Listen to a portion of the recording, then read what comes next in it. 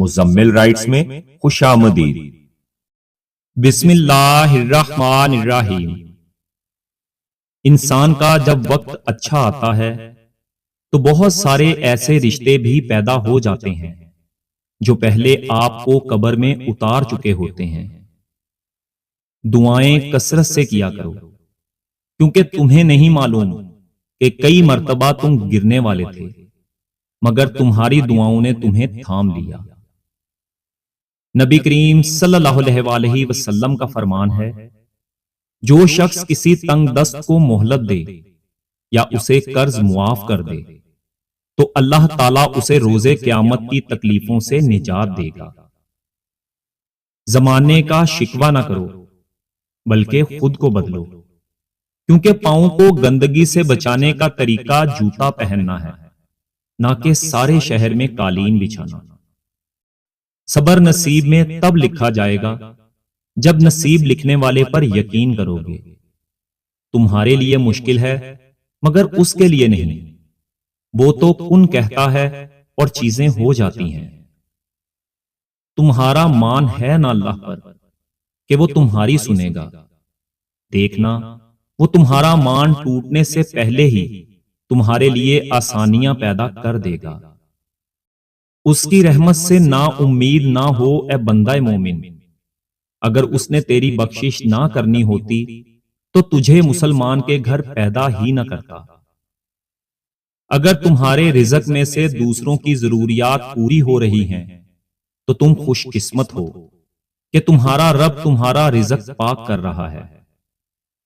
Sugar کی بیماری اتنی بڑھ گئی ہے کہ لوگوں نے میٹھا کھانا پینا تو کیا، میٹھا بولنا بھی چھوڑ دیا ہے۔ اپنی آواز کی بجائے اپنے دلائل کو بلند کیجیے، کیونکہ پھول بادل کے گرجنے سے نہیں برسنے سے اگتے ہیں۔ زندگی میں کچھ لوگ ایسے بھی آتے ہیں جو گدھے پر بھی سوار ہونے کے لائق نہیں ہوتے، مگر ہم انہیں سر پر سوار کر لیتے ہیں۔ یہ وہ لوگ ہوتے ہیں جو ہمارے بن کر ہم سے اپنے کام نکلواتے ہیں۔ قرآن کے آیت کے ترجمے کا مفہوم ہے، اللہ تعالیٰ نے کہا ہے کہ جس کو ہم نے بہت دیا وہ یہ نہ سمجھے کہ ہم اس سے خوش ہیں، اور جس کو نہیں دیا وہ یہ نہ سمجھے کہ ہم اس سے ناراض ہیں۔ دراصل دونوں کی آزمائش ہے۔ بات یہ ہے کہ جب اللہ تعالیٰ آپ پر مہربان ہوتا ہے تو کائنات کی ساری چیزیں خود بخود آپ پر مہربان ہو جاتی ہیں، پھر کسی کی جرات نہیں جو آپ کے خلاف جائے، اور جب وہ نامہربان ہو جاتا ہے تو چھوٹے چھوٹے لوگ بھی بے عزت کرتے ہیں۔ دعائیں کیسے اکٹھی ہوتی ہیں؟ چپکے چپکے کسی کے کام آنا، کسی کو جگہ دے دینا، محبت جتانا، حوصلہ دینا، مصیبت میں کسی کے پاس ہونا، اپنی خواہش چھوڑ دینا اور دوسرے کی خواہش پوری کر دینا۔ یہ چھوٹی چھوٹی باتیں انسان کے لیے بہت سی دعائیں اکٹھی کرنے کا ذریعہ بنتی ہیں۔ زبان سے معاف کرنے میں وقت نہیں لگتا، مگر دل سے معاف کرنے میں عمریں بیت جاتی ہیں۔ اللہ تعالیٰ پر یقین کرنے سے ہی ایسے راستے بنتے ہیں کہ عقل حیران رہ جاتی ہے۔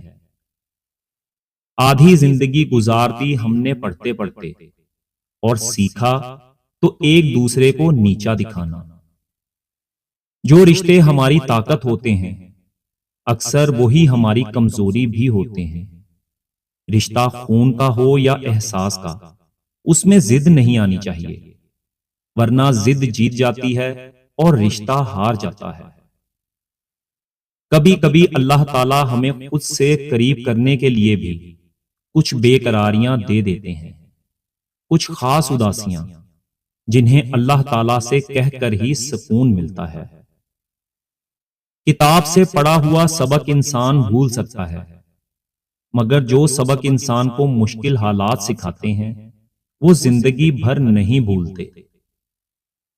کبھی یوں ہی بیٹھے بیٹھے بھی رب کا شکر ادا کر لیا کریں، نہ جانے کتنے خطرات آپ کے پاس آنے سے پہلے پلٹ جاتے ہیں۔ کتنے دکھ آپ کو چھونے سے پہلے اڑا دیے جاتے ہیں، کتنی خوشیاں آپ کی راہوں میں رکھ دی جاتی ہیں، اور کتنا سکون آپ کا مقدر بنا دیا جاتا ہے۔ کتنا سکون دیتا ہے اس جگہ پر بیٹھ کر رونا جہاں اللہ تعالی کے سوا کوئی سننے والا نہ ہو۔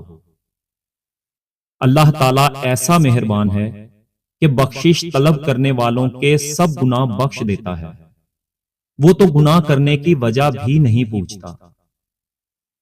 جب دل ٹوٹ جائے تو اٹھا کر اسی مصور کے پاس لے جاؤ جس نے اسے بنایا ہے، کیونکہ اس سے بہتر تو کوئی جان ہی نہیں سکتا کہ کون سا رنگ کہاں بھرنا ہے اور کس دھاگے سے کہاں پیوند لگانا ہے۔ دوسروں کے گناہ گنتے رہنے سے بندہ خود پارسا نہیں بن جاتا۔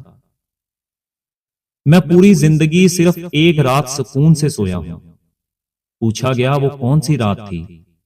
تو حضرت علی رضی اللہ تعالیٰ عنہ نے فرمایا، جس رات نبی کریم صلی اللہ علیہ وآلہ وسلم نے فرمایا کہ اے علی میرے بستر پر سو جاؤ اور کل صبح تم لوگوں کی امانتیں واپس کر کے مدینے آ جانا، کیونکہ صرف اسی رات مجھے یقین تھا کہ میں صبح زندہ اٹھوں گا۔